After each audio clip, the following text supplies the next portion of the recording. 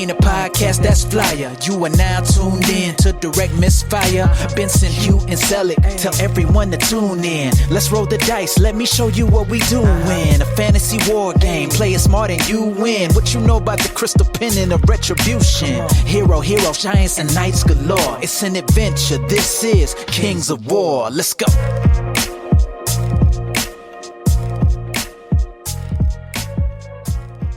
Hello champs, and welcome once again to another Direct Misfire missive. I am your host Benson, and joining me today, as always, is Selick. Hey. As well as Hugh. Yo. As we discuss the Kings of War army power ranking pre-Clash of Kings 2020. How about you talk us through what we're doing here? Yeah, so we're ranking the armies based on a sort of standardized tier list, sort of the closest thing to what other people might be familiar with in the community, from things like fighting game tier lists are common, or any number of millions of other tier lists that are out there. And of course, you've got to take what we say with a grain of salt, because we don't know everything, except Benson. He knows everything, so his list is correct. But Selick and mine is a bit blurry. Because yes, so mine is the bar that you need to be comparing to. Yeah, sure. But the thing is, some of the armies we've played very rarely. Like, we've only played a couple of times, or we've played with a few times, but not against, or what have you. And there's even one or two armies on this list that I've never played, so I'm sort of best guesstimating from there. And that's going to be the case for pretty much any Kings of War player, I think, because there are a lot of armies. So there's only so many hours in the day and games you can play against all the various people. And some of these armies are very unpopular as well. FYI, I've had experience with all of them. Just saying. I think I played against all of them apart from Ratkin slaves. I think I'm the same, except for one red herring being the Trident Realm, which are quite popular in some parts of the world, but for whatever reason, I've dodged them so far. So I'm definitely a bit ambiguous on that one. But we'll talk through our tiers. Each of us have a different tier list. Okay. We've got the same basic principles that we're trying to use to guide them, though. So I'll go through those quickly with you now. And again, you know, it's just a bit of fun, so we're just having a stab. And I also want to point out, actually, that Kings of War, there's much less of a difference between these tiers than there are in so many other games out there. Because we all know part of the reason we love this game is it's such a well-balanced game with nicely structured rules. For so many different army lists, it's really quite a feat that Mantic have managed to get them as close as they are already. So a D can beat an S, a C could beat an A, whatever, absolutely. Depends on the general, the day, the list, everything else. Any army can beat any army, depending on the build and the player. Absolutely. But with all that said, we've got S tiers, A tier, B tier, C tier, D. So your standard S, A, B, C, D. S tier we've described as excellent regular units, some of which are undercosted. I've called it a wee bit OP, but Benson refuses to use the word OP. I think everyone on the internet, you know, decrying the armies in that tier, you're likely to find that they do call them OP. But... No. Get that emotive language out of here. It's a tier list. It's all about emotions. It's not science. A tier has some units ahead of the curve, and it has multiple competitive builds. So that's something that's critical about them. You'll see different builds win tournaments and things like that from time to time. So that's key. That's one army can have many different builds and they all work. Yeah, that's it. Doesn't mean that you can't make a bad build, but there are multiple competitive builds you could draw from. Yep. Mm-hmm. B is your strong synergistic army, so you'd expect a lot of armies in this tier that have decent flexibility but nothing OP. This is where you sort of aim as a game designer, I think, for all your armies to land, if you can. And you'll probably find that the majority of the armies, or maybe not the majority of the armies, but certainly the largest tier, that'll be the fattest one there. C is a playable army but lacks competitive flexibility. Some bad units, I've said. So what that probably means is that they're not like totally unusable units or whatever, but often these armies don't feel as flexible as your B tier, and there might be some lists that you could enter into a tournament and they'll go pretty well, but that might be pretty much the only list option that you've really got, and you might be an inflexible army that lacks certain choices, so they have some very bad matchups. Yeah, so you might only have one or two builds that sort of work and are competitive. And if you kind of take one or two units out, it just sort of breaks the army and it just doesn't work. Lastly, we've got D tier, which I've described as many trash tier units, cookie cutter armies needing luck to win. By that I mean your army is going to look the same, basically, or very close to it, like you've cut it using a cookie cutter out of a cookie tray. And that cookie don't taste so good. It's been sitting on the bench for a few days. So these armies are not completely unplayable and unusable, but they're probably inflexible and, at 2 even players on an even day, if you take a regular army against a D army, the regular army should win, pending too many double ones. So D tier is a bit... D tier needs a buff, S tier needs a nerf, and everything else in between is probably all right, really. It's pretty good. Pretty good, Yeah. Cool. And we were describing as well beforehand, Benson and I were reflecting, Selec as well, on the idea that to adjust these, if you were to bring an army from S down to, say, B, if that was your desire, in a lot of cases, it doesn't take much, like just 1 or 2 units with a small points change or make something irregular or whatever. So we're really interested to see how much this list changes after Clash of Kings. Mm-hmm. Yep. So we might do this again in a couple of months' time once we've had some experience with the changes. Yeah, or at least talk to how the lists have adjusted, if there's a few small changes or whatever it might be. And we'll make our lists available to you as well, so you can check them out on our Facebook page or something like that. Yep, sounds good. All right, so let's get into it. Let's start off with the cream of the crop, the S tier. What has everyone got here? Alright, so for my S tier, I went with some pretty obvious choices. First cab off the rank being Undead, and the second one, Abyssal Dwarfs. I can't see any more S's for me. Those two have multiple different powerful builds. You often get the eye rolls as soon as you rock up with Undead, and people sort of go, oh god. Yep, I had the same thing as you, Selec. Undead and Abyssal Dwarfs in S tier. Yep. Pretty clear for me. I also have Undead as the top, followed by Abyssal Dwarfs, but I've also got the Nightstalkers in the S tier. Mm-hmm. It's worth mentioning that, to an extent, we've tried to keep some of the armies that we think are a little bit better in that tier toward one end and a little worse toward the other end. But overall, a tier is to be considered roughly equal. Yeah. For A tier, then, what do you got, Selec? I've got Ratkin, Nightstalkers, Empire of Dust, and the Salamanders in A. Cool, awesome. I have all of those as well. Ratkin, Nightstalkers, Empire of Dust, Salamanders. I've also got Basileans and Abyssals. Yeah, the Forces of the Abyss were so close to being A for me. I know that they've got some pretty powerful builds, so I had that as the top of my B, which we'll discuss in a second, but that was sort of one of those fringe, whether it was an A or a B. Basileans I had as B, though. Good point. I did mean Forces of the Abyss, not Abyssals, just to make it clear, yeah. I've got the Salamanders, Ratkin, Northern Alliance, Forces of the Abyss, and Basileia. Northern Alliance is A. Nice one. Yeah, I mean, I was just thinking about them, should they be in B, but every time I've come up against them, they've always been a bit different, and I've always thought, this army's really good. Why am I not playing this army? I actually agree with you. That is the one that I was on the fence the most about. I've got them right at the top of my B, and could be very easily persuaded to put them into A. I think they do have multiple competitive builds.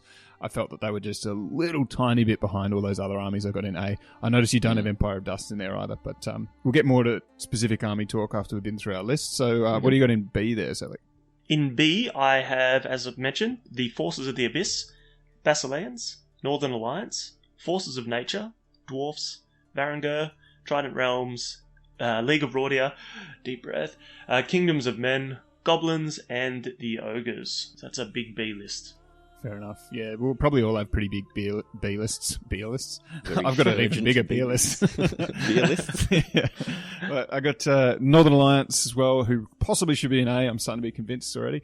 Orcs, Elves, Dwarves, Empire of Dust, Varangur, Trident Realms, Twilight Kin, Kingdoms of Men, Goblins, and who are the Halfling guys again? Rordia. League of Rordia. And League of Rordia. That's my Okay. B. I have the Empire of Dust in B, followed by Dwarves, Forces of Nature, Varangur, the Trident Realms, Kingdoms of Men, Twilight Kin, League of Rordia, Ogres, Orcs, Elves, and Goblins. What's the blue horsey one? Brotherhood. Worth mentioning Brotherhood of the Green Lady, Order of the Green Lady, and the Brotherhood we sort of lumped together because they were just so similar. But I mean, just read any one of our lists as Brotherhood immediately followed by Order of the Green Lady, and I think you'll be fine. Yeah. Okay, that makes sense. Your B is just that little bit fatter than Selleck's and mine, but a lot of the same armies in there. For C, who did you decide was playable but lacking some competitive flexibility and has a few bad units? Who'd you put there, Selleck?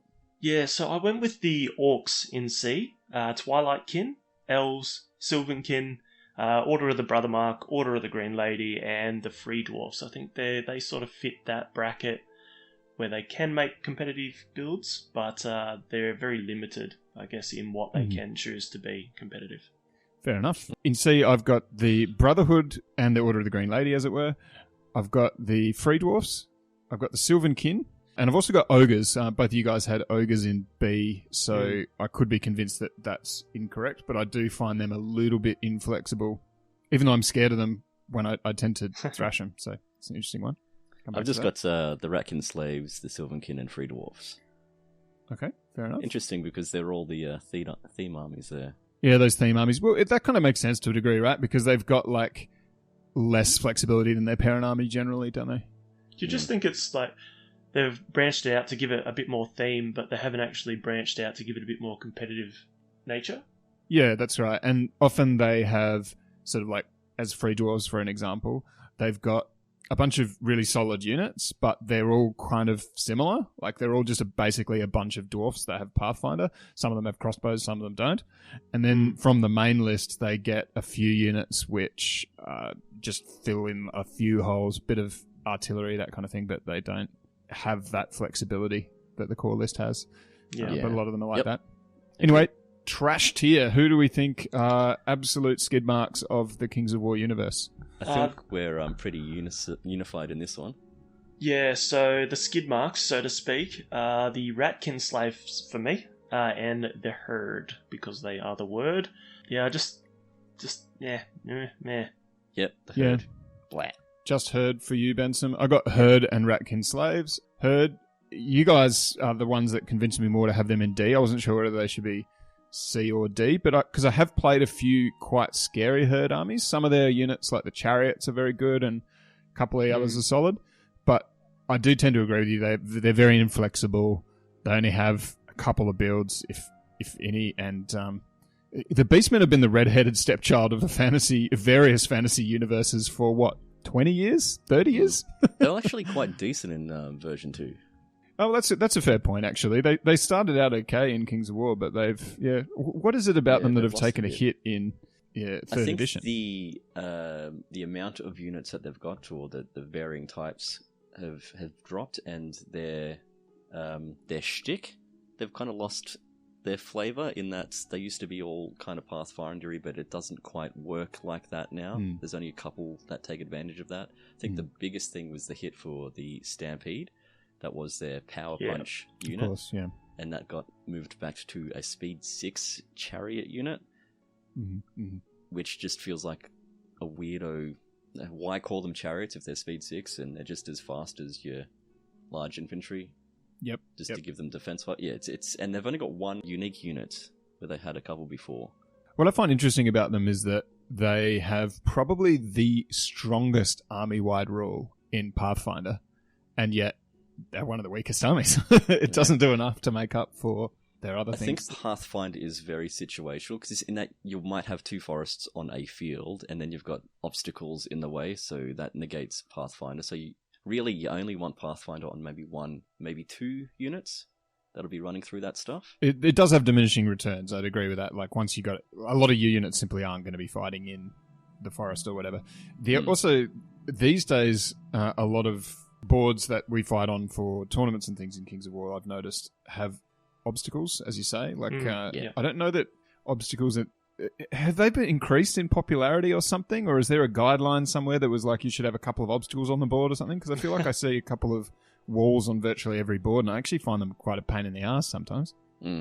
Well, whenever we gamed in person, I made it a point to have fences attached to hills, just to make like a nice little pretty scene. But I think we're just good at avoiding it. They're just less in your face, especially like when we're playing on UB. They'll just have some random obstacle in the middle of the field, right where you want to move, and it just becomes so much more annoying. a big hassle, especially for dwarves.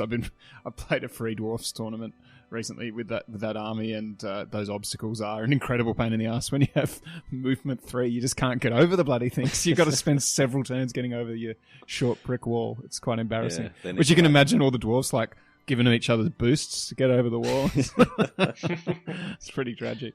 I think you're definitely right, though. They've added more obstacles in our meta that we sort of play in down here. There's always at 2+ sort of fences, and I think that's probably due to the frequency of the caterpillar makla. It could be. It's to reduce the power level of Pathfinder for sure is a big part of the reason for it, and that's cool. I like that actually, even though I hate it when I'm a dwarf.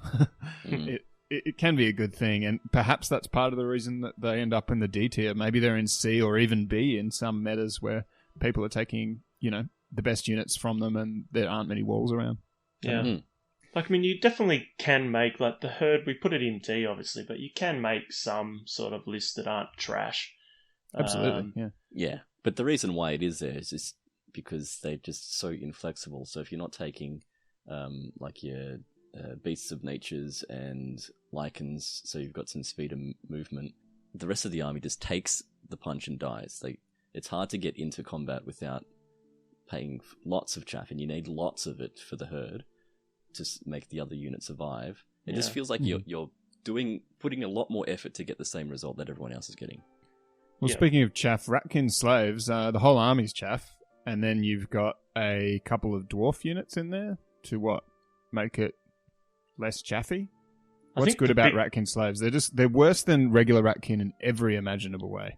And obviously worse than Abyssal Dwarfs. But the reason why I've kept them out of the D is because of the Abyssal Dwarf units. You can take your Berserkers, your Half-Breeds, and they've got the Tunnel Runners. So there's quite a few good units in that list, but it just doesn't have the oomph that the parent lists have. Yeah, it doesn't have any staying power, really, does it? I mean, it lacks that. You can actually make quite a solid backbone in your center for regular Ratkin. It's very hard to do that with Ratkin slaves. And so, you're right, Half-Breeds are awesome, Tunnel Runners are pretty good. So you could have like a strong, fast flank, or even you could take heaps of those units and make that a focus of your army. But you just don't have that sort of anchor point as much. I guess you could take some dwarfs and use that as your anchor. You probably could make some good lists, actually. I readily admit I've never played against Ratkin slaves. You could probably take a bit like the beast donks, the herd. You could take a reasonably powerful army, like in that, even to compete quite competently with that BA and S range. And we have said that, any army can play any army, but it's one distinct kind of build, isn't it? I mean, you're not building a sort of flexible take all comers kind of list. I had Ratkin slaves right down the bottom, just purely there's 19 options in that list. And inside that 19, I think there's like 4 or 5 that are irregular.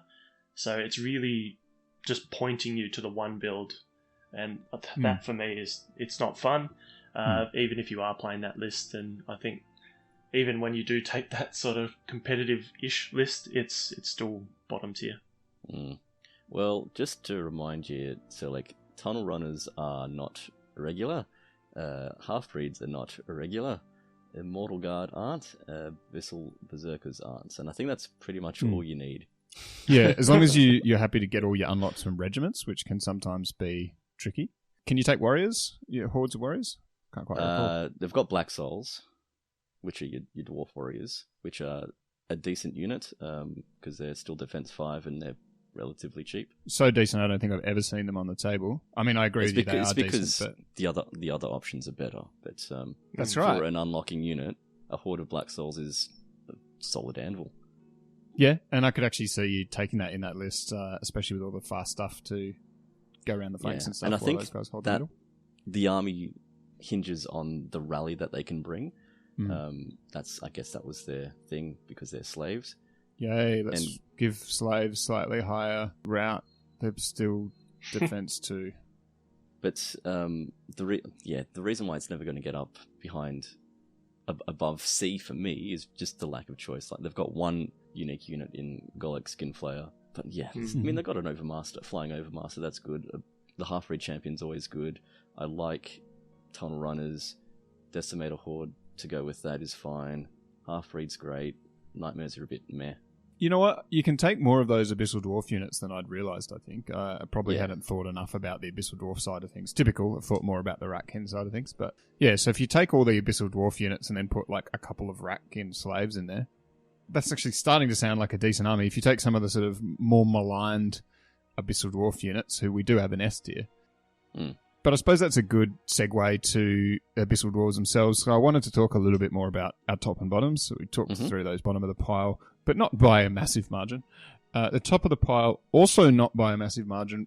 We've all got Undead and Abyssal Dwarves in there, and then you've got Nightstalkers as well. Did you want to talk to Nightstalkers at all, Benson? Sure, just as to reason why I've put it in there and you guys haven't. I have played with them once or twice and played against them a whole bunch, but this is an army that has...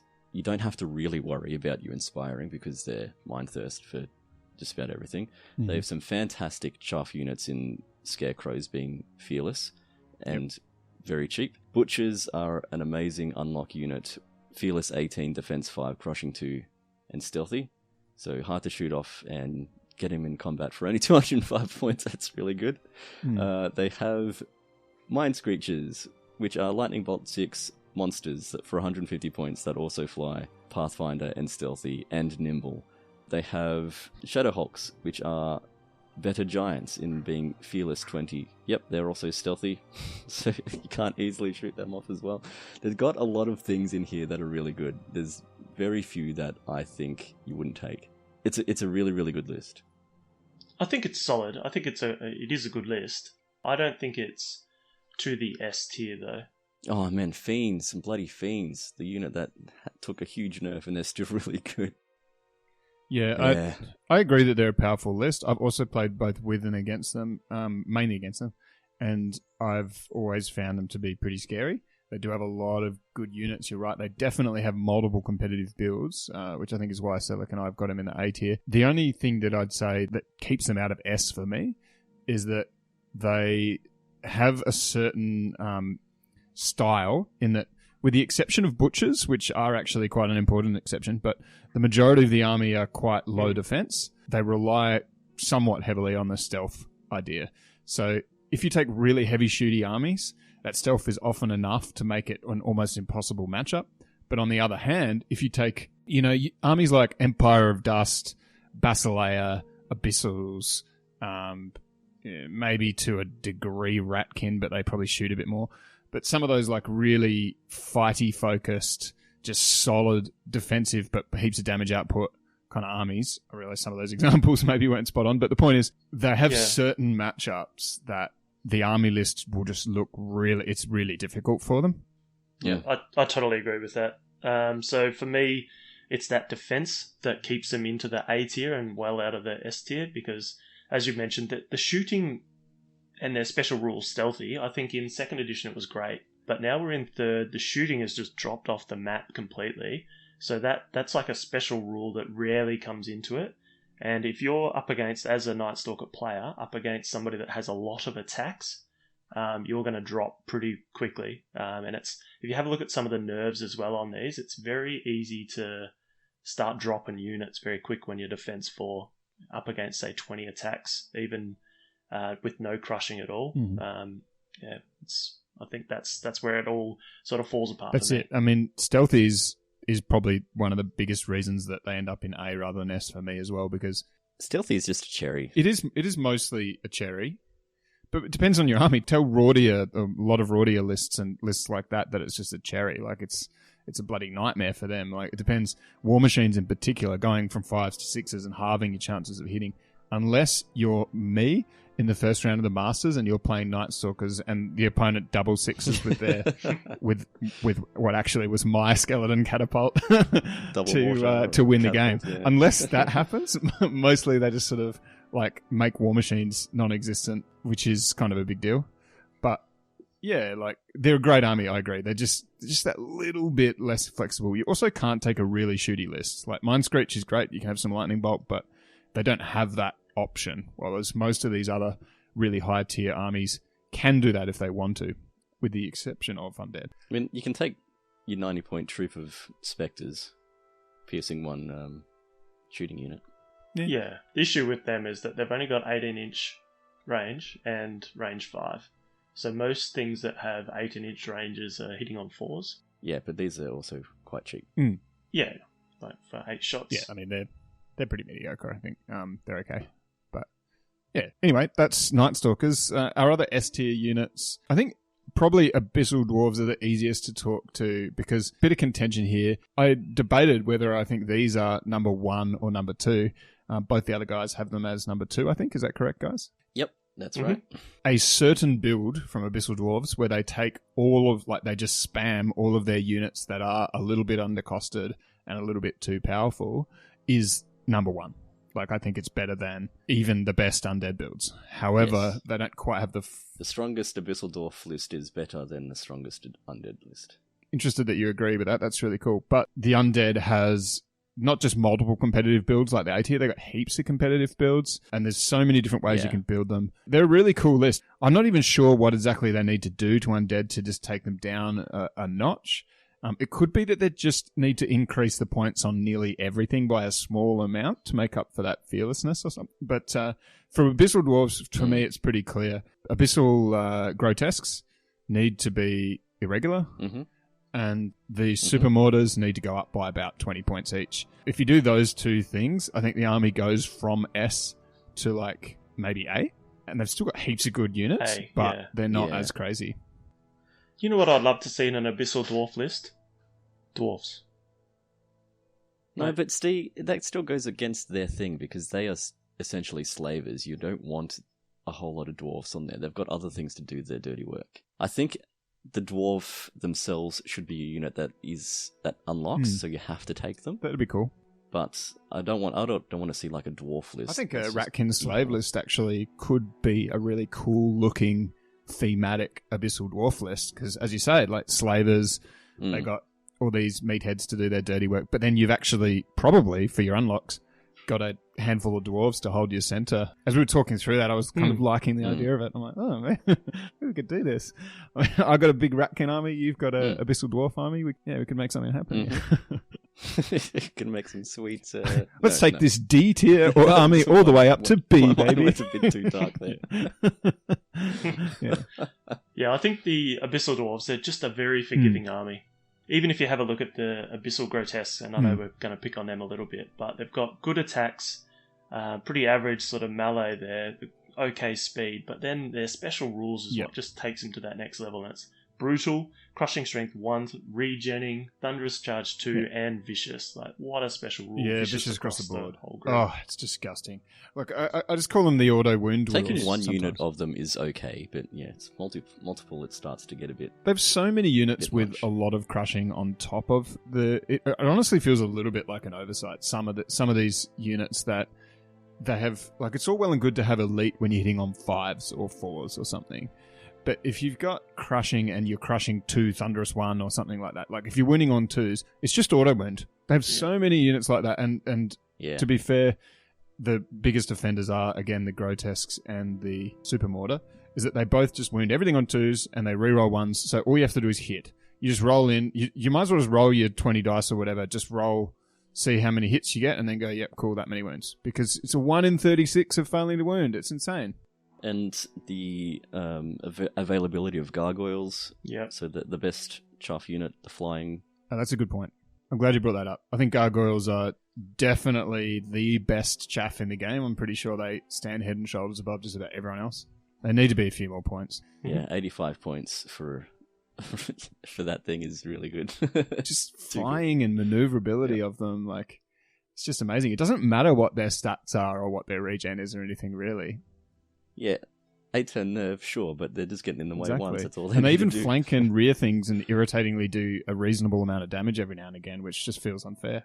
Yeah, with the 10 attacks. And I think if you add on, like, from more of a scenario play and actually winning the game, not just beating the shit out of everything, rocks, so your lesser obsidian golems, so they come in just as a back line and then just hold everything up with their defense 6, crushing 2 once a game with vicious, so they're reliably putting damage down. And that uber, like, number 1 rank S tier army, as we anecdotally consider it, it's some combination of grotesques, Super Mortars, the Decimators, Decimators, yeah. and Gargoyles. Mantic changed them to Devastators, Devastators. Decimate is not the right meaning of that word.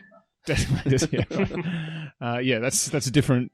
are you talking like Romans with clubs killing 1 in 10 guys as what decimation is? Yeah. Yes. That is a very different meaning, you're Yes. right. Those 4 units, to taste, any combination of those things, and then all their character units are good, so just take any of them and you'll be fine. That list is really strong. Yeah, the half-breed champions are amazing. They're quick, they hit hard, they're so reliably putting out damage. And Basusu as well. I know that it's had a bit of a bump on the head, but it's I still... haven't seen Bassi about as much, which is... I guess that's good. I still love him. Yeah, but still, 7 attacks, hitting on He's still 3s, good, he's just crushing quite 2. expensive. It's still great. The Flying Cow's really good. Yeah. Yep. The Hex Casters and the Iron Casters are really good as well. Like, they're just excellent support units. A little bit ahead of the curve, but not as crazy as as a Super Mortar. That's the Abyssal Dwarves, man. So, what do you think about the Undead then? Like, how do they get knocked back? Because we're all in agreement that they're the best army. Yeah, I in the think game. so. And I want to emphasize again, I think this is by a reasonably small margin that, like, it's so... Undead are so beatable. You play them so often. I beat them all the time. I beat Undead all the time.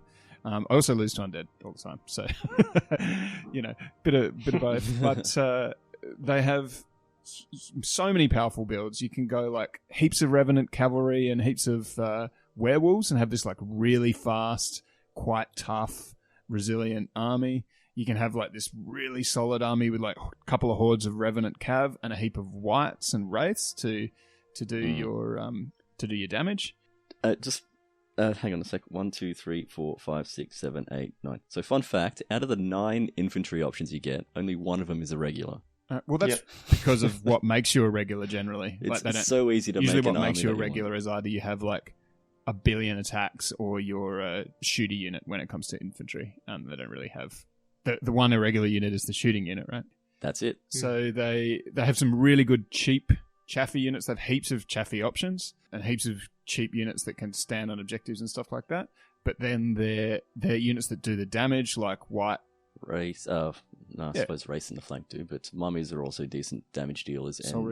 Soul Reaver infantry are fucked. Soul Reaver cavalry are great fantastic. too. The only reason that you don't see them all the time is that whites are about 5-ish points more effective. Like, it's really not... There's not much in it at all. They're almost 6 of one, half a dozen of the other. Yep. But still a defense 5, fearless, 17 regiment. Yeah, and I think the main thing they have over every other army except for really Empire of Dust and to a degree Nature, they've just got heaps of fearless units and they've got Surge. Like, so they're very hard to outmaneuver despite how incredibly tough they are and really, really, really high damage aggressive shock units. They are very hard to outmaneuver. Well, Undead shouldn't be really hard to outmaneuver. That seems like a problem. No, they should be slow and shambling and plodding along, but shambling feels like a straight upside. Like, I feel like they lose a few points for shambling, or maybe it's something like... I'm not sure exactly what the formula is. Maybe someone on the rules committee or something could tell you.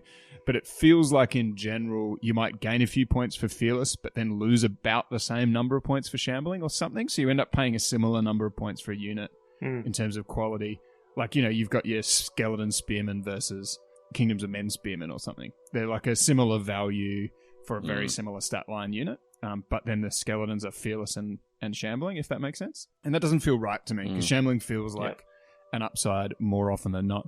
Inability to move at the double in a very straight line, sometimes it matters, definitely, but the threat of shambling is so often what it does. It means that you can't outflank and land behind them with flyers and things like that as effectively as you otherwise could. So even if you never get a surge off in the whole game, just the fact that you could get a surge off completely changes your opponent's options.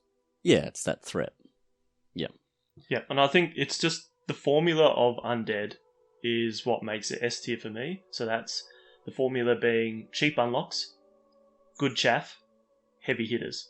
And I think when you have a look at their heavy hitters, like, they're ridiculously good. And it doesn't matter that whites are irregular because you've got access to 70-point unlocks.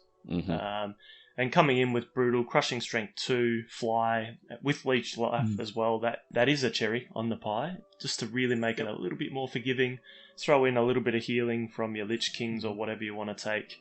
And you've just got this really, really balanced list. Well, not balanced, balanced internally. And then chuck on top of that your access to Rev Cav troops, Movement 8, like they're cheap, 105, and they've got a little bit of 2 rolls, so they can actually hurt on the charge as well with their Thunderous 2. Yeah, and yet they're D5, 105. Yeah, 105 points for defense, Fearless 5 for Fearless 14. Yeah, They stick around. Yeah, they're a great unit, actually. I think they're a bit underrated because you don't see them in a lot of Undead armies. I actually quite like them myself. Rev Cav? Rev Cav troops. You see regiments all the time, but a lot of people don't take many of the troops. I think they're a great unit. But yeah, almost every unit is good. And it's interesting what you say there, Salek, your point that they have really good internal balance.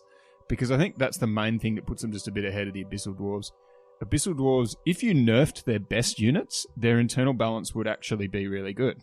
Because all their other units are still decent. But there's probably a few numpty ones in there that you never see, I'm not sure. But by and large, their internal balance would be pretty good. But their internal balance is actually poor, and that's what makes their external balance poor. While as Undead have really good internal balance. So that's why I find it quite difficult to work out, without a massive overhaul, how do you bring Undead down? I have asked you how would you bring Abyssal Dwarfs down. How would you bring Undead down to, B or B tier or something like that, so that they're a bit more middle of the pack? But without upsetting a whole lot of people, reducing the amount of options available, or just making a lot more of them irregular. Because there's just about everything unlocks, so you've got no worries about what you need to put in there to get your better stuff, but and increasing the points on the really good stuff. I mean, we don't want to stop people from taking hordes of zombies, but because of that, there's no reason to take Skeleton Warriors, because zombies are just a cheaper version for the same role. Yeah, I think skeletons are fine, actually, myself. But by and large, I don't really agree with taking away armies' options. Like, people have built and painted units and stuff. And yeah, exactly. But because they have so many options available to them, they can obviously play around a lot more than the other armies. But like Kingdoms of Men have so many options available to them, but they're B tier, right? And that's just because most of their options are sensibly costed. So it feels to me that the only thing you could really do with Undead, if you didn't want to reduce that whole fearless surge power kind of flavor, is just increase the points on every fearless unit in the army by like a certain amount. There might be a few exceptions, like you might not do it to skeletons, or only 5 points on zombies or something. And it's a really small increase. It really is. It's something like 5 points. And if you did that to most of the units, so that your average 2,000 point undead list, like right now, ends up being 2,070 or something, that might be enough. The game's so close to balanced as it is. Like, I don't think it takes that much. I think Morgoth was a good nerf. I don't know if he needs to be brought back a bit. I think the other thing that people are complaining about is the mini Morgoths, so you can still do the flying... Drain Life 7s. Yeah, so that's probably something you could try and knock back. Pull the Drain Life back a little bit, because they shouldn't be as good as spellcasters, even with the artifacts. Yeah, the characters are really good as well. That's a very good point. Like, vampires are fine, and so are like wights and stuff like that. The white characters, but the casters, even the basic necromancer is incredible bargain. He's 50 points, like, and then he has almost every useful spell you can think of. Yeah, or has all the options available. Yeah, to them, so like both the extreme of the like Lich Lord with the boots, and they cost heaps of points, but they're also really good, and the opposite extreme of I can have this really cheap caster with heaps of options that I can sort of just use to fill a specific role. That's cool, but yeah, it's very powerful. What about reducing the defense on a lot of the units? Because I think Undead, I don't think hardy. I think easier to cut down, but there should be lots of them. Or maybe the nerve. Maybe like it's hard to kill them because they're, made of bone and those kinds of things, and they're undead. It's meant to be hard to kill a zombie or whatever, right? Instead of making them relatively easy to kill, make them hard to kill still, but they, it's easier to sort of do whatever fantasy reason you like, just break their binding and pop they go. To break the unit, Yeah, so just a slightly lower nerve. Instead of a points increase, a slightly lower nerve across the board. instead of having like a 15-17 knight unit, or sorry, a 14-16, whatever you want, where you've got your equivalent knight unit, here's my knight unit, it's 14-16. Here's my undead knight unit, it's -16. Should it be -15? No, 17. -17, yeah. 17. I've got my 15-17 knight unit. My undead version is -17. Should my undead version unit be actually -16 or something? Like, should it? Yeah, but you're See what right. I'm saying? Every other regiment is 14-16, and they get a fearless 17. Yeah. So they feel like their nerve is a little too high. In fact, the more we talk about it, the more I like the idea of taking their nerve down a bit, making them a bit of a riskier, less consistent kind of faction. Might be better than a points increase. So you can still take a similar sized army, but if if your opponent rolls hot, they take your unit off. Tell you what, there's nothing more demoralizing than when you like get a rev horde and you like miss its nerve by 1 or 2, and then it just like life leeches and drain lives and heals back to like almost full, which is more Empire of Dust shtick overall, I think. But yeah, Undead can do it too. Yep. So you've actually got a good point there. So we've talked about shambling and we've talked about leech life and all these other things, but why have we decided that this is S and Empire of Dust is A? Well, Benson has Empire of Dust in B, but at the top of B, but close enough, I guess. The biggest distinction for me is that Undead have better cheap, nasty units. Like, so they have their like zombie regiments and things like that give them a bit of an edge on unlocks and objective holding over Empire of Dust. But also they have probably some slightly better, really hard-hitting units. You can take units in Undead, and you can take whole armies if you want, that just have massive damage output, while as Empire of Dust, the one thing that they really struggle with is heaps of damage output. Yeah, I'd agree with that. So they just don't have the wraiths, isn't it? The whites, sorry. Or the Soul Reavers. They've got fewer infantry choices, so they've got no ghouls. I mean, what Empire of Dust using is chuff, so they've got this swarm, basically. Revenant Cav troops, they'll have. Another thing that the Empire of Dust lack, I think it's 100% Morgoth, yeah. They don't have any Morgoth in that list. Zero Morgoths. No Morgoths. They do have some really good characters still, but yeah, Morgoth is definitely... I underrated him at first, I think. I said he was a bit ho-hum. I was definitely wrong about that, but even after the nerf, I think he's actually in a good place after the nerf. He's still really good, but he's a heap of points, and I think he's alright. So the thing that took this up to an A from a B was purely around Soul Snare, actually. So I think it's one of those units that comes in good. Drain Life 9 with an 18-inch range, just healing whatever the hell it wants, is just fantastic. Yeah, I always thought it was a bit bullshit whenever I came up across it, and it's like, alright, I'm going to get in combat so it can't cast spells. And no, you can't do that. It'll still cast it. Yeah, What? yeah. It's Fearless 15. What? I actually agree. All of the unique units for the Empire of Dust are incredible. The Idol of Shobik is one of the best monsters in the game. Like, the fact that he doesn't fly is the only thing that holds him back from being the absolute best. But he's almost impossible to kill, and he enhances all the units around him. Like, he's just incredible. He's 290 points, but he is a Fearless 18 Defense 6 that's it is very inspiring, has Life Leech and Heal 5, as well as that Iron Resolve Aura.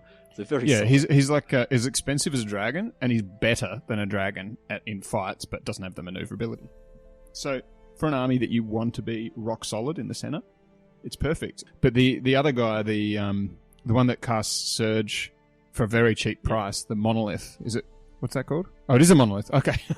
I was thinking Necrons when I said Monolith. The Monolith.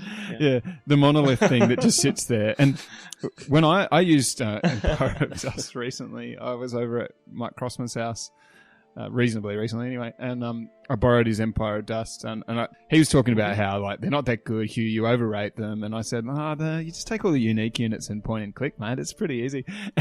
So I borrowed his list, and yeah, it was as point as click as it could possibly be. It completely undermined Mike's argument because it just so happened that's the way the game went, of course, and then I got to be smug about it, but and it could have not gone that way. But I didn't play Crossman, by the way, otherwise I probably would have lost. But, yeah, nobody beats Crossman at home. Yeah, no, that's right.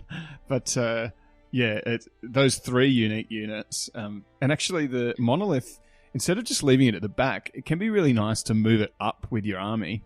it can still sort of... Well, all it does is inspire. Yeah, I know. No, it casts Surge. Like, so it's you don't need to... Does it? Yeah, that's its thing.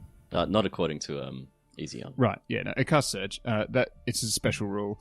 It casts it right at the start of the Surge shooting eight. phase. Yes, yep.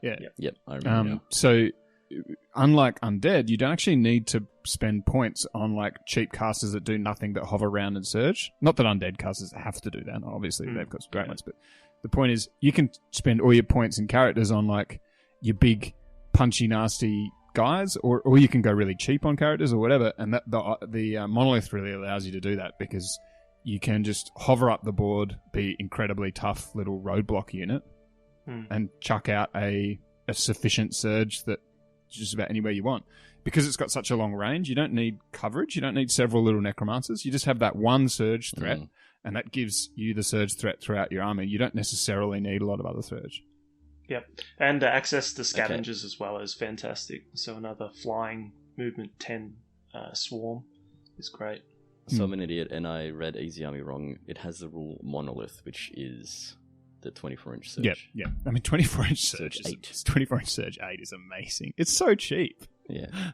The reason why I've kicked it down in the tier list is because it doesn't have the flexibility in list design, I feel. Like from what I've come up against for an effective Empire of Dust army, they've all been pretty much the same sort of thing. Any sort of deviation, then it starts to be not all that great. I mean, it's still decent, but it's not worrying for me. I don't entirely agree. I think once you take those, at least 2 out of 3 of those unique units, if not all 3, they can feel like every army's the same because of that. And then you've got a heap of units that all effectively boil down to, I'm a tough roadblock thing. I stand here and I don't die, and then I drain life and leech life and stuff until you just don't do any wounds to me, and it's really annoying. So a lot of Empire of Dust armies feel like that, but I've actually played quite a few different ones, and I've played a few... What are the Ishabdi called? Enslaved Guardians. The Enslaved Guardians. The Slave Guardians are surprisingly good in both the melee and the shooting form, particularly the shooting form. You can take some interesting lists with those, and I've seen some variations within that. I've seen some really shooty Empire of Dust armies and some not so shooty ones that have like dragon fly behind you and surge into your ass kind of shenanigans. So they've got enough variation there for me. It still overall feels like a tough anvil-y kind of army, though. You're right about that. Like you don't have a super fast army or whatever.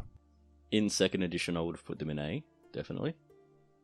But yeah, they've just been knocked back a bit. But that's where I stand. In 2nd edition, I would have put them in S. That's me.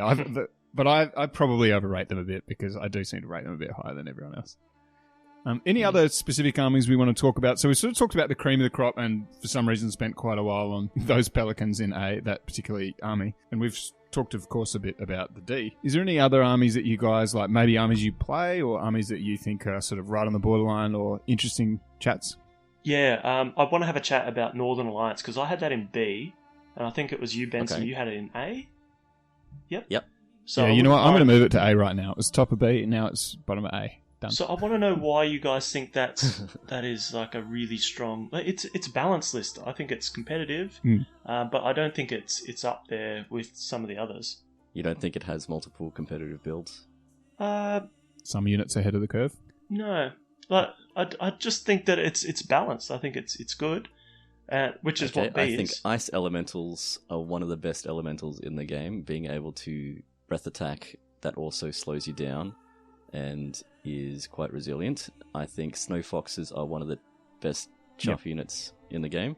Snow Foxes are great. I think the Frostfang are one of the punchiest units Frostfang in the game. I think, I could be wrong about this, some mass nerd out there, please correct me, but I think point for point, straight in the front, Frostfang, certainly through terrain, if you factor that in, because they have inbuilt Strider, but straight in the front, do more damage than any other unit in the game. Hitting on 4s with 30 attacks, crushing 2.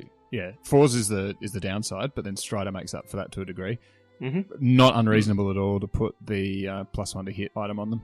Yep. Yeah, the Frostfang Cavalry are amazing. I agree with you there, Benson. They've got some decent shooting, and the bolt throwers are really useful. With elite. The half-elves are an interesting unit, so they have this kind of berserker, like lots of troops of them have this Fearless Berserker. Yeah, Well, I suppose all Berserkers Yeah. are fearless, but speed 6 with Wild Wild charge, Charge. heaps of D3. attacks. They got this kind of angle they can take. They can also go for this like pretty tough defensive box by either using dwarfs or regular men in the hordes. They've also got housecarls, which are really good as well.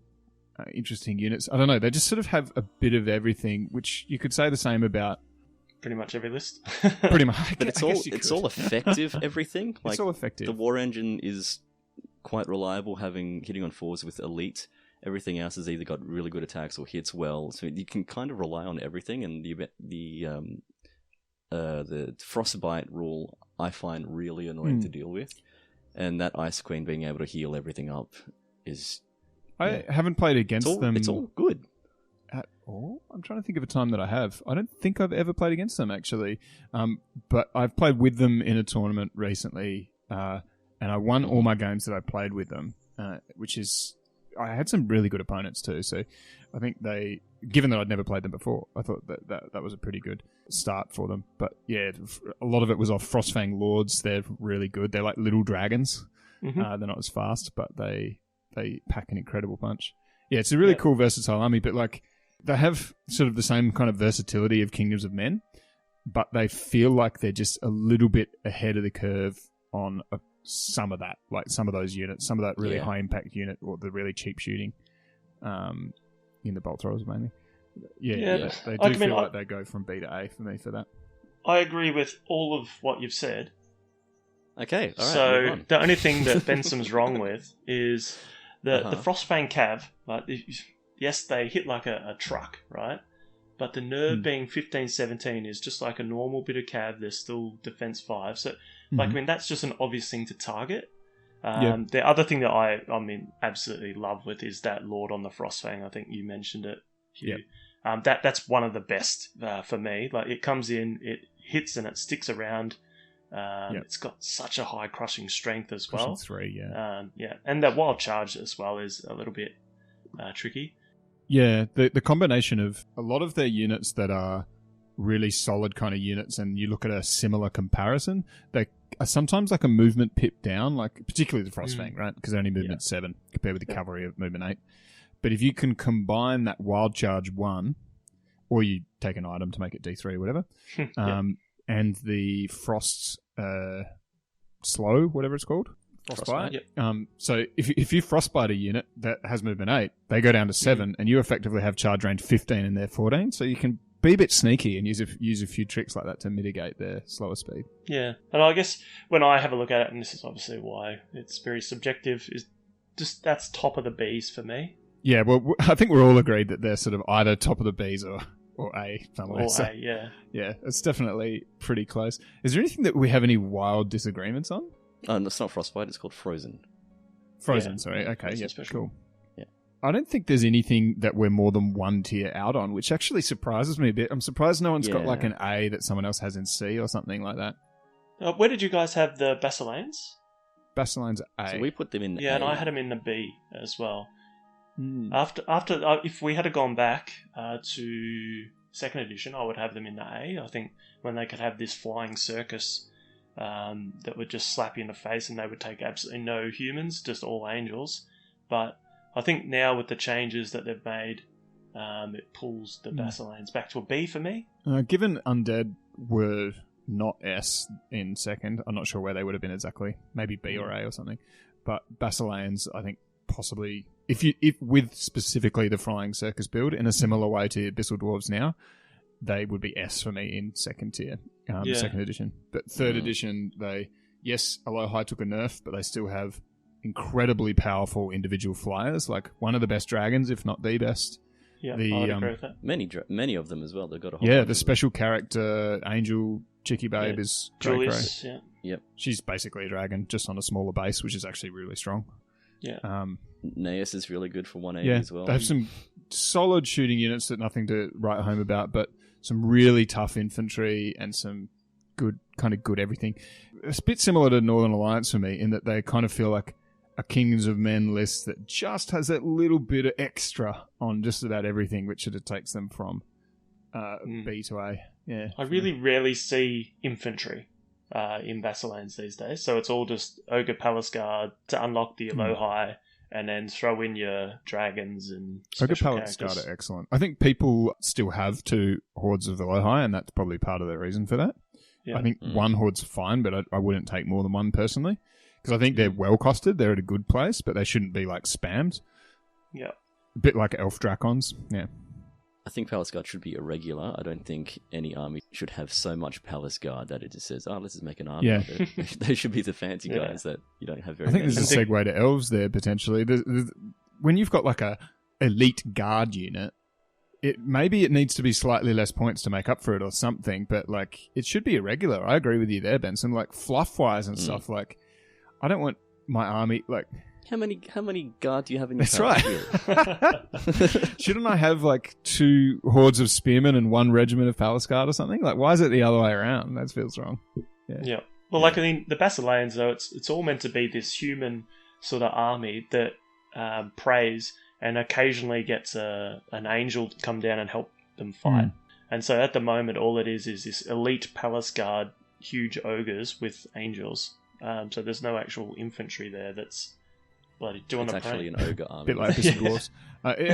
Probably Palace Guard. Probably the main reason for that is that Ogre Palace Guard are a little bit undercosted, perhaps, just a smidge. And they have a few of those characters that are a bit in that boat too, I think. So they do have some units a little ahead of the curve. But I do think they have multiple competitive builds, and I think people are overlooking the average mans in that army. I think you can take some pretty solid, cheap objective they're holders, and like pikemen are really good. Like a horde of pikemen is such a difficult question to have to answer when you've also got ogres and flyers around. Like, Yeah. But we're also talking about models that people own and have to collect and put together. It's a lot easier to put together ogres than it is Yeah, that's right. horde of very dudes. true. And also, I think the armies changed quite a lot. So the army that you had, especially if you were trying to like min-max a bit in second ed, probably looks quite different to... Like, you're probably playing a similar army and it's still doing fine, but I think if you want to maximize that army now, you want to make an army that looks quite different to that one. Yeah. Yeah, and I think their special rule, Iron Resolve, just really helps out anything with a relatively high nerve. So if we have a look at that high power paladin, I think it is on a dragon, like dash 19 with Iron Resolve is just ridiculous. I think one thing to discuss that I will probably have people arcing up is why we put goblins in B, because I'm suspecting that a lot of people would think they should be up into the A or S. You think? That's just nonsense. There's some meta out there that seems to be very vocal where taking 1 million war machines is really good. And With that the one spotters. particular build is just taking people off the table, and it's probably making such a miserable play experience that it's sticking in people's minds and stuff as well. That's my theory anyway. Yeah. Because it's not that good. I got news for you. There are some armies that will just eat up that engine fire and get into you and eat you for breakfast. Undead is a really good example of an army that does that fairly competently, and so do the better Abyssal Dwarf armies. A lot of those armies in the A tier can take armies that are really good against it. Look at Nightstalkers, Ratkin, Salamanders, to an extent. Empire of Dust can eat that kind of army for breakfast in certain circumstances. Sometimes it will be good against them. But yeah, like, if that's your one build, forget about it. Like, people are just wrong about that being an A or S tier build, is what I'm saying. Goblins are a pretty slow army with pretty poor warrior choice. Everything is hitting on 5s just about, apart from the Luggets, but they're a standout. And everything has a pretty low defense. They just have lots of them, that's all. So yeah, apart from that War Machine build... I think B's right. Yeah. And you can take quite a few different builds, and it does have a fair bit of synergy in the builds and stuff. But if you think that War Machines are... you will always have a lot of War Machines in Goblins. You don't need to take 12. They have 4 options. Yeah, of it, so you're going to have a handful of there's them. gonna be You're something usually going to see a trombone or 2 and a couple of catapults or something, and that's fine. It's better to do that, take Luggets and other things that are effective, and take a more mixed list, in my opinion. I think it's also could be that Goblin players have a tendency to be total lunatics. And that's why that's why they build like these crazy extreme lists that just have like all pump wagons or something, or like all trolls or something. They just like to. It's just the vibe. It's the draw of goblins to a degree. Yeah, I still think everything that we've just described there, apart from that one sort of crazy build of war engines, still puts it into that B. And all you have to do to counter this sort of list is bring back the war machine hunters. They just sort of drifted out of lists a little bit, and I think if you just bring back that, it sort of shuts down that sort of goblin type list. Yeah, it does. And goblins have a hard time dealing with flyers as well. They don't have anything like that themselves. Yeah, they've mainly got trombones is their main defense, isn't it? And that's not a hyper reliable option. Although they are good. I think a couple of boom wagons, or maybe even one boom wagon these days, because they have been nerfed a bit, and a couple of trombones just gives the opponent really difficult questions to answer and what's an otherwise like run-of-the-mill list. So if you take your sort of medium-y bit of this, bit of that, Kingdoms of Men style army, and then you chuck in a couple of trombones and a couple of boom wagons, then your opponents, they've got to be smart to play around that, and that does give the goblins a bit of an edge. Yeah. Anyway. So otherwise, we're pretty well aligned with I think lists. so. Are there any that are sort of hot takes at all? Like, is Ratkin in A hot take, do you think? No. We've all got him in A, so I guess it can't be that much of a hot take. What about Salamanders? They might get the award for most improved. Yes, they definitely get that award. They were in C, I would put, if in version 2. Yeah, I'd put them at the tail end of C in version 2. Yeah. I remember playing against you a few times with Salamanders back in the day, and just you feeling like a bit helpless at times. It's like they want to do all these things but can't. Like they've got lots of shooting, but it's all 12-inch and not exactly damaging. It's just got the vicious on the shooting, or the punch is there, but they just don't have the staying power, and they sort of have the maneuverability, but not. So they just feel like they're trying to do all these things, but not. But in version 3, they've been boosted and given a bit more focus, I think. Yeah, and I think they have a lot of different builds that are effective. What are Croxy Gauls? The Ancients. No, they're the speed defense 6 fellas, which is also a nice bump because they inspire. So that's a huge thing there. Yep. Because before it was like trying to inspire everything that was so expensive. The Tyrants. Tyrants, yeah. Tyrants are cray these days. They just charge through anything and do an obscene amount of attacks. Definitely think they're really good unit. Yeah, they've got heaps of good units now. Again, a lot of these A tier armies, I feel like they sort of do a bit of everything, with the possible exception of, I don't know, maybe Nightstalkers or Forces of the Abyss. They kind of all do a bit of everything, a bit like a Kingdoms of Men army or a Elf army or something, but they just have a bit of an edge. Like, they can do it in a number of different competitive ways, and they're just got a few units that just feel a bit pushed. Yeah, I think that's one, the Forces of the Abyss. That's one that I have at the top of B, but the more I'm sort of thinking about that, I really want to push it up into A. So convince me why they are A. Okay, happy to, as a matter of fact. I think that I've never played with the Forces of the Abyss. I have played against them a handful of times. If it tells you anything, both Tracey and Crossman play them. So 2 of our top 3 players play Forces of the Abyss. Well, Tracey's the best player in the world, so... Yeah, including the best player in the world. So they have a few units that feel very ahead of the curve. They're a bit like Abyssal Dwarfs to me, in that they have a few units that feel like they have a bit bad internal balance, but at the same time... at the same time, like, they've got a... Because they are lacking in some areas. Like, they don't have great ranged fire at all. There's no war machines. They've got some fantastic monsters, some of the best in the game. Their cavalry's good. They've got some decent chaff.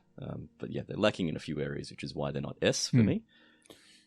But otherwise, everything is pretty good quality. Yeah, the usual demon problem of lacking shooting is their main downside, I guess. But they can take heaps of big, nasty monsters, heaps of flyers, heaps of really... A lot of their large infantry-sized things, like the Morlocks and the... are they called Warlocks? The caster characters that are on the large base? Caster character...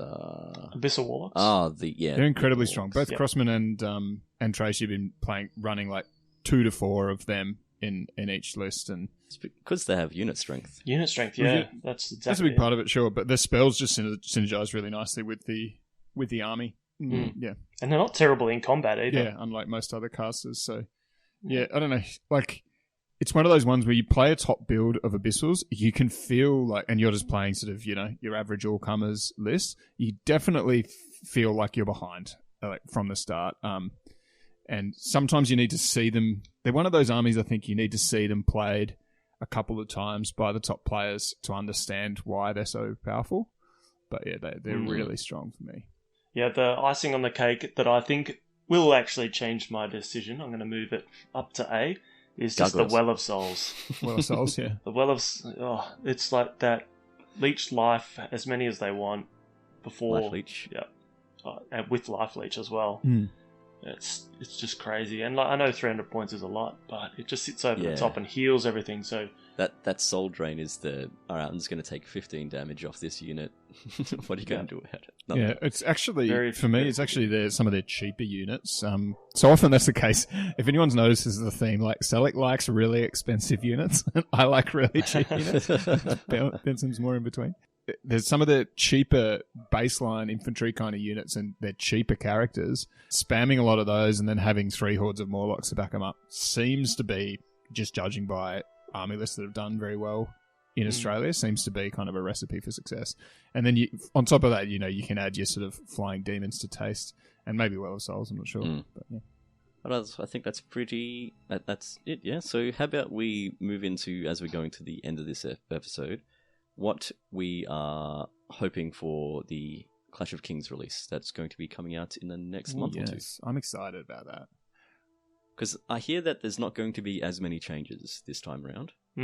Yeah, so lots of special characters coming in. That's probably the biggest change. I think that's a good thing to hear, because especially with the Uncharted Empires and the theme lists, how they only ever have one unique unit, one special character there. Also worth noting that it's a magic supplement that was designed not to be balanced.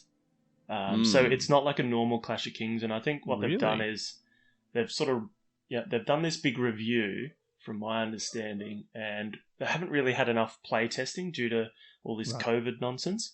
So I think that's probably why they're going down, just adding some flavours. And I think if we sort of go back to some of the first Clash of Kings that came through, they really tried to try things out and see what's broken, and then use this as a cover, I guess, to say, hey, it's not balanced, but they'll try a few things out to see how it works. But what I'm hoping to see, to get to your question, Benson, is some more keywords coming in, some more unique, weird, wacky things to come in.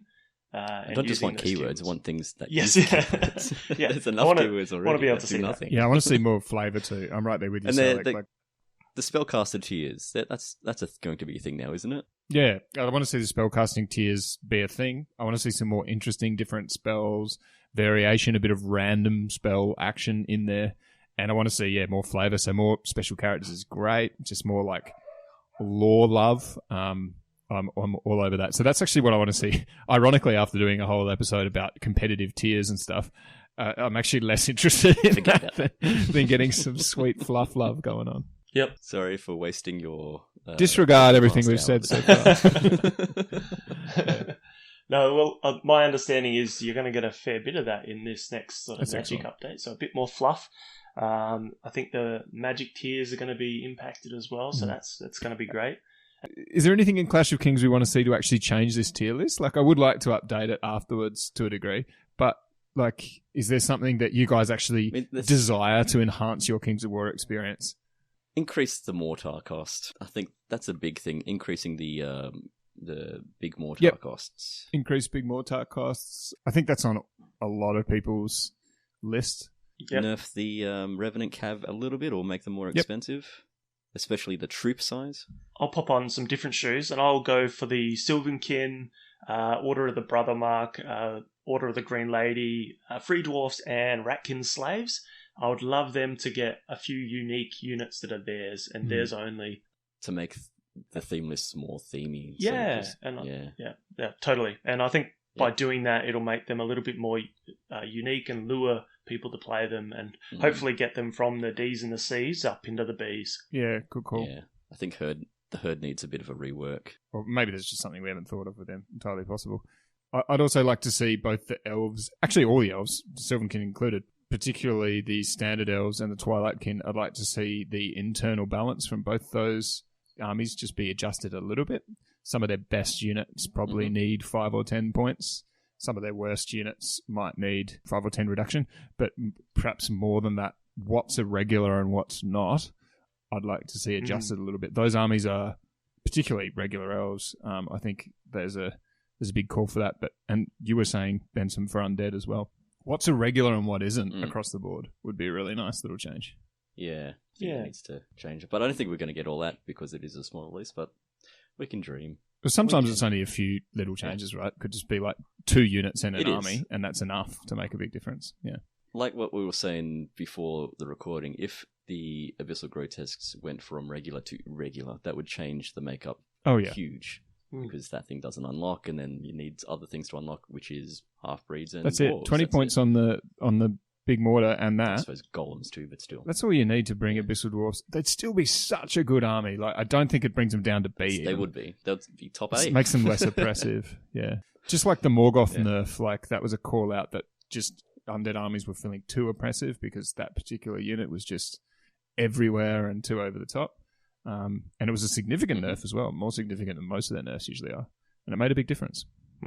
For the fluff point of view, how do we feel about Armada that's just got released today, I think? Yes, please. I want to know what other factions are going to be, because we know 4 at the moment. Yeah, none of those factions completely grab me, but I love ship-based games. I really love Battlefleet Gothic.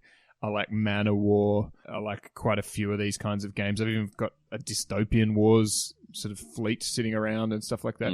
And every time I sort of start one of these games, I end up not playing it that much. So if we've got one from our favourite company that we can support a bit, hopefully as a community, and get happening a bit more and have a ship-based game that sort of gains enough traction to be able to get a game relatively easily, I'm all over that like a hot rash. Yep, yeah, same. I can't wait to sort of play a game where we can maybe mix the both, or jump into a story-based sort of tournament where we can campaign, that's the word, but come in and have a little bit of boats, and then have whatever that outcome impact our Kings of War games, and maybe even change our Kings of War games to impact the boats. I think it's going to be fantastic.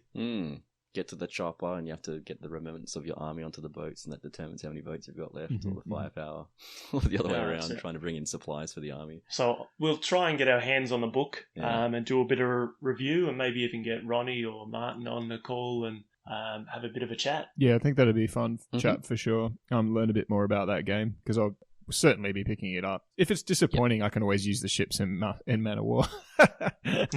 So I'm not too upset. The ships are beautiful little models, so I'll enjoy them regardless. Okay, well, we'll leave it there. Thanks for chatting army list tiers and power for pre-Clash of Kings 2020. I guess we will speak to you soon. Thanks, homies. Take it easy. Thanks, guys.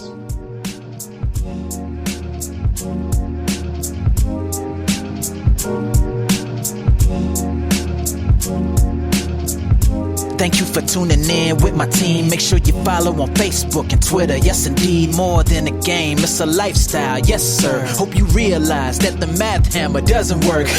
We give the people what they desire. Australian Wargaming Podcast, Direct Misfire. You don't want to miss a thing. Yeah, we got plenty more. If you're ready, let's go. Stay tuned, that's for sure. Hey.